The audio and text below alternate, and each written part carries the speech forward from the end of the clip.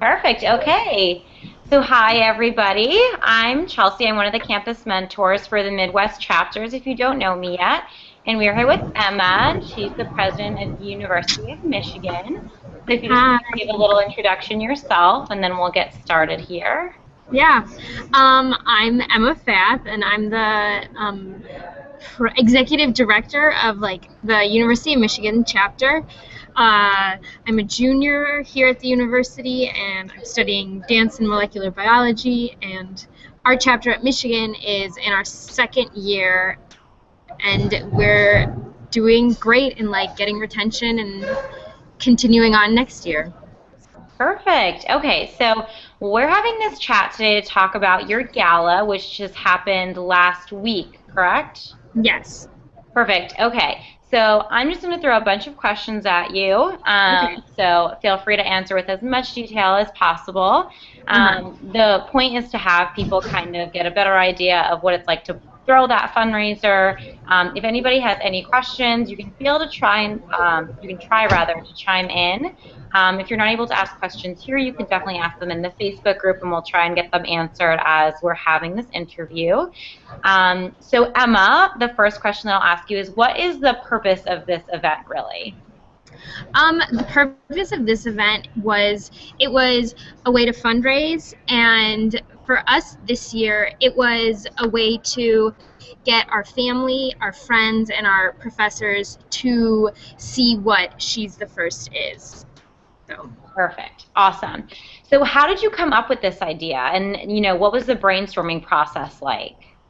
Well, our gala this year was actually the second annual gala at the University of Michigan. So the idea was originated from the executive board in the previous year, and we want this to become a tradition in our chapter and host a gala every year, and so that's why we chose to do it.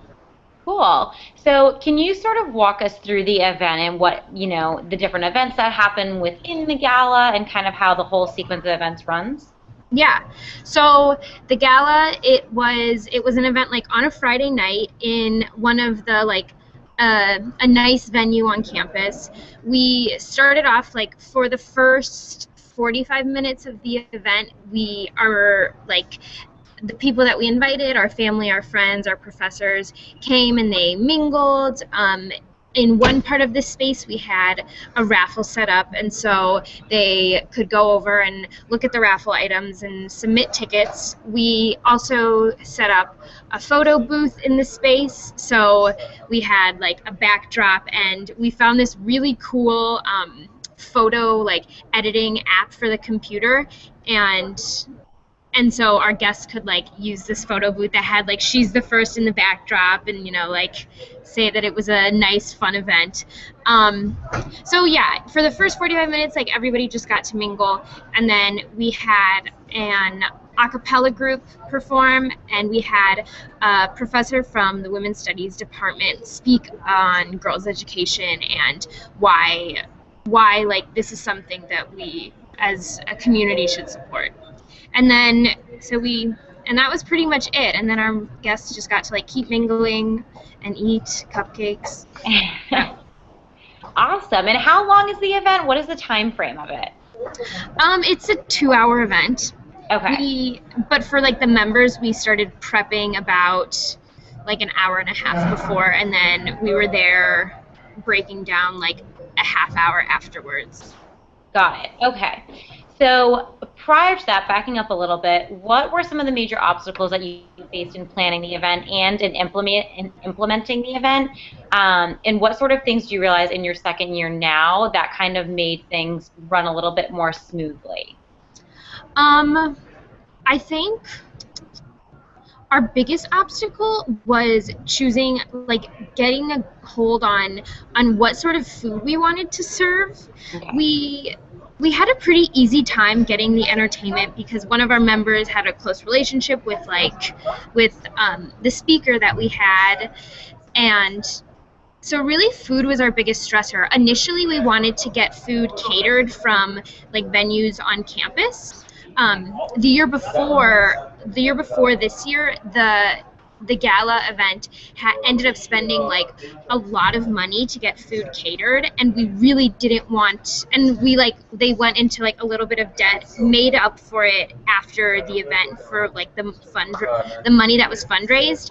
So this year we were really nervous about like not breaking the bank on food. What we ended up doing, long story short, was our members and our members' friends and family donated baked goods, and we just had like a dessert table. Okay, cool. Now, how did you go about getting the funds for the event that you needed, and what sort of funds did you actually need to put the event on? We had our funds were, well, we had the seed money, which we received like from the leadership summit in the previous years, and then the year before us, they had ended the year having about $300-400 in the bank, and so we tapped into that in order to fund the things that we needed to buy. What we needed to buy were items like folding chairs. We rented tablecloths. We had to buy like utensils and utensils and plates and napkins. But other than that, we were really like sticklers about trying to have as much of the items for the event donated as possible. So awesome. Yeah, that's definitely helpful. Now, how did things specifically work for your campus event? Now, did you have to have certain places booked through your university? Is there any way that things could be modified for different universities, or how did the planning of that really go in terms of booking all of that? So our campus has, we have, as a student org, the opportunity to rent spaces all around campus. Okay. And at our school, there are limitations in choosing to host events in certain venues. So we chose to host our event in like the psychology atrium, which is a venue that it's just a nice room with high ceilings, but there aren't really limitations. The only limitation that we have is that we can't have like loud music playing. Okay. Something that I think we chose not to choose other venues on our campus because they would require us to use their catered food, and to get the university catering is expensive, and we wanted to avoid that. So that might be an obstacle that other chapters might run into with getting venues on their campus. Okay, awesome. And is there anything that you would have done differently now after your second year and looking back on your first year? And if so, why would you have changed that? Something that I think we could improve upon. I think the event itself, we could have, I wish we had a hired photographer for the event. Okay. We didn't have that, and so like ex post facto, we're still in the works on compiling the photographs that like our members and our friends took, so that we can then post it on our social media. Okay. And just one other thing that I wish we had done was the week leading up to the event, we emailed as an organization, we all emailed like each of us 2 professors saying like, we're hosting this event, we'd love for you to come. And we did it with the thought that our professors have more means than us undergrads, and so they may come to the event, but they may, if they can't come to the event, they may feel so inclined to donate to this organization because it's a great like cause. So not something that we shouldn't have done, but maybe we could have utilized the faculty and the adult resources that we have more for getting money, getting profits out of this gala. Definitely. And how much did you end up raising this year? Are you asking for this event? We ended up raising just under $600. So. Perfect. Now, did that mainly come from people who were purchasing tickets? Did you charge for tickets, or was it donations at the actual event? It primarily came from donations that people submitted online. We like most of our donations were large sums that we got online, and then we sold 60 tickets at the door at $10 for students and $15 for adults. Okay. Awesome. Now, did you find that more people purchased at the door, or did you find that more people were interested in kind of booking that beforehand? You know, I am not sure. Kind We of we even? I think it was even. Yeah. We did have the option to like we sent out the email where you could purchase your ticket online. And so some people did that. Others purchased their ticket at the door. Okay. Something that I'd like to do next year potentially is have our friends. This is something that works really well on our campus is we say to all of our members, here you each have like 5 tickets and you have these tickets in your hand and we want you to sell like these 5 tickets. And Totally. that's just other organizations do that at our school and it works really well. Yeah, of course. Now, what did you guys do for publicity for this event to kind of get those people to the gala? We we posted on our social media, we posted on Facebook and Twitter. For the weeks like leading up to the event, we had we like posted on our Facebook page like just some things about our members just so that it was showing up in people's news feed that like we are a student organization and just getting the seed planted in people's head. Okay. And do you guys have limitations across campus of whether you can post publicly about your events? Did you have to stick to just your social media outlets, or are you kind of free to do whatever you want and publicize however you want across campus? We are free to publicize anywhere we want on campus. However, or not however, we chose because our chapter is still in our like foundational years. We thought that our best outlet for getting people to come to the event was to reach out to our friends and people like in our social networks instead of Right. posting signs around campus and to like the community at large. Okay. So you really use your personal networks to kind of get people together, right? Yeah.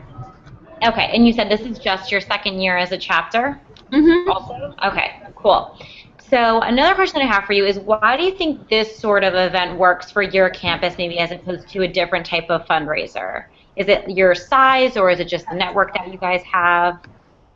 Um, why do I think it works?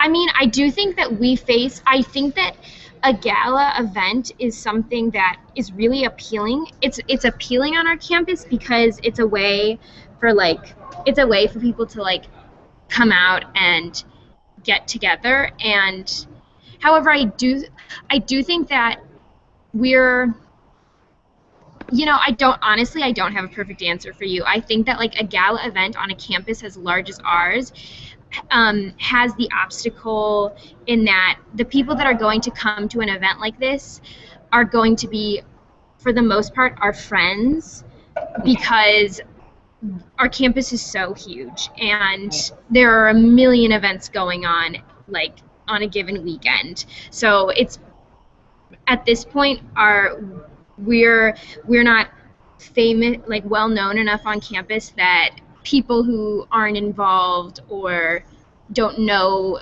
members of She's the First, they're unlikely to come to our event. Right.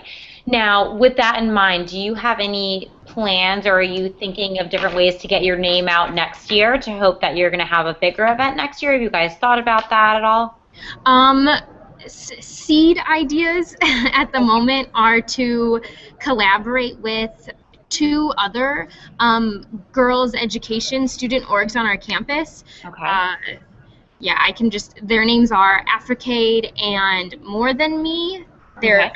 um, and so, like I said, a seed idea is to perhaps host an event with all three of our organizations Okay. and have it be a larger event, in perhaps like bring in a speaker and have them present at one of like the major auditoriums on campus. Okay. So, Cool. yeah. Yeah, that would be awesome. So my other question for you now is, did you guys have a dress code for this gala at all, or did you kind of just say come as you please? We on our flyers we didn't say that there was a dress code, but everybody who came knew or like chose to dress up, wear like heels and dresses and stuff like that. Yeah, and did you feel like that was kind of a factor that got people to come? They liked the idea of dressing up and kind of going out for a night. Did that have a little bit of Yeah, an allure, you think? yeah, I think so. Okay, awesome. So, did you have specific people in your organization having different tasks throughout the night? Were you all assigned a different thing to do, or were you all just sort of mingling? We throughout the night we had people were at stations, and Okay. so we had for it was in like 20-minute blocks. People were working the tickets at like the front of the venue.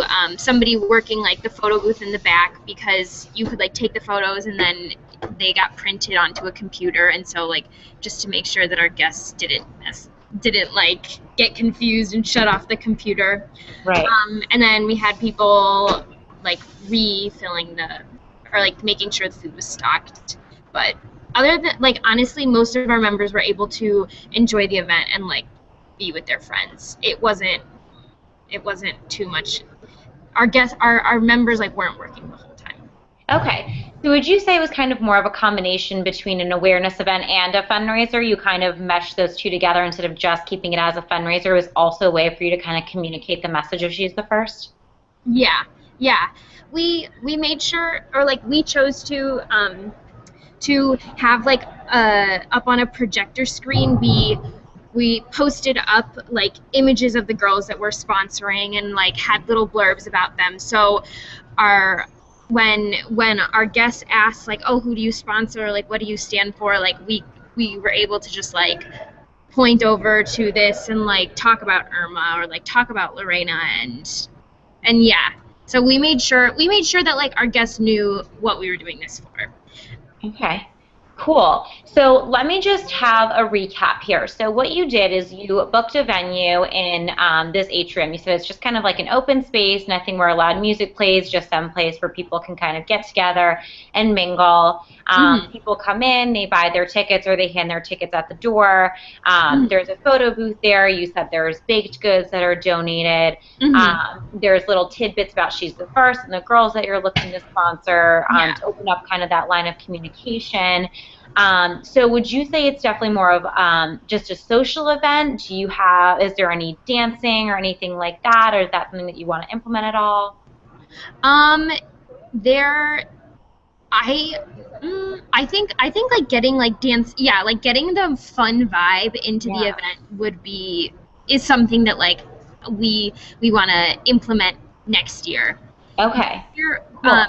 this year we had live accompaniment, which was like really like it was really we had a jazz pops orchestra like donate their time, and so they were playing for the like first portion of the gala, and it was really nice. But I think at some point I want to like implement the like fun like kind of girls aspect of it. So like play some Beyonce in the background. Like I think that will get people like moving and like, you know, in a good mood. That's what Yeah. it would do for me. Definitely. Well, that's awesome. So, you said your biggest obstacle was, getting those people there, making sure that the money was secured and everything like that. Now, if you had one major piece of advice to give out to somebody who's looking to plan this gala, what would it be?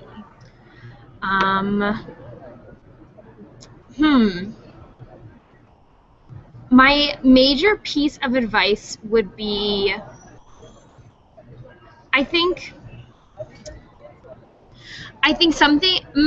my major piece of advice would be think really consciously about ways of treating this as a fundraiser, because I think something that like gets me nervous about an event like a gala or something where you're putting money in order to fundraise. I always get nervous that the amount of money that's going in is gonna be greater than the amount of money that we're getting out of the event. So that being said, my greatest piece of advice would be to use the event as an opportunity to get your friends and family to come to the event, but also use it as an opportunity to get people on your campus, get your professors, get your family members who live out of town to see like us as an organization, and use it as a way of getting outside donations as well. Cool. And another thing I want to ask as well is a lot of campuses are having fitness fundraisers. So a lot of stuff to go with the Run the World campaign. Now, what do you think is special about the gala that kind of makes it different from those Run the World events, but that it still sort of goes with that theme of fundraising and the whole, empowerment, let's pull together and really make something major happen? I think, I'm sorry, are you asking how it ties in or what makes it like different than those? I guess both. First of all, what distinguishes it from the others? What kind of makes it different and makes it unique? But how, despite the fact that it's unique, does it sort of tie into that? Okay. I think what makes it unique from like the Run the World campaigns is that those ones are kind of, they're grittier. Like, to run a 5K, you're moving, you're sweating, to set a goal to run a 5K or have a fitness class. It's getting people to be involved with She's the First in a daytime setting, whereas like this event it's like nighttime. It's more glamorous. And I think both ways of fundraising, like, they have value. I think sometimes people wanna work out, and then other times people wanna like get dressed up and feel pretty. And on our campus, the opportunities to like kind of have parties and have like a nice event where everyone gets dressed up those work well on our campuses, on our campus. Cool. Well, it's really good to know. And then the only other thing I have, and I did sort of ask you this a little bit, is if another campus chapter does want to plan a gala, what would you say is your favorite part about it and the thing that's most exciting about planning an event like this? What I thought was most exciting about this event was how invested our members were in planning the event. What I am most proud of on how we tackled this event was we split up into committees, and each committee was responsible for a different aspect of the event. And how and the different committees, the food committee, they really bonded in feeling responsible for being in charge of food. And the raffle committee,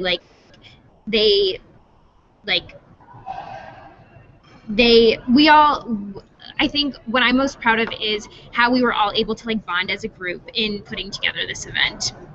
Definitely. Yeah, it was really that was my favorite part. Was afterwards we all broke down the event and ate pizza together, and it was just really nice. Yeah, definitely. Well, do you have anything else that you want to add? Any other pieces of advice? Any other small tidbits that you think are important for other chapters that want to plan an event like this?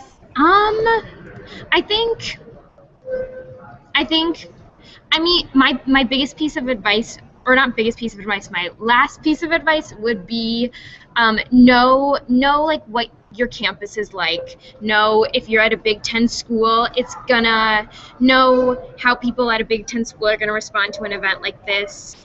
If you go to a really small school, know how people at a really small school are gonna respond to an event like this, and cater the event to the spot that your university is in. Definitely. Awesome. Well, I think that we covered, the major steps into planning an event like this, what's most exciting, what's really challenging, and what makes something like this different. I don't see any questions posted here or in the group just yet, okay. But we're going to put up a blog post with kind of a 5-step, protocol on how to plan an event like this, a quick 1-2 thing. Uh-huh. So that'll be really great for reference. And then if anybody else has any questions, of course, feel free to post in the Facebook group. Emma can definitely answer those questions. She Yeah. can too. And if anybody wants to get in contact with her, feel free to do it through me, and just let us know and we'll get you connected. And I'm sure, Emma, you'd be more than happy to share any of that advice with anybody. Yeah, definitely. This is my last day of classes, so I'm gonna be so much free time very soon. Definitely. Okay, well, thank you so much for chatting with us, Yeah, Emma. I really thanks. appreciate it. Thanks, Chelsea. Of course. All right, well, we'll talk to everybody soon, okay? Okay, all right. I'll Bye. talk to you later. Bye.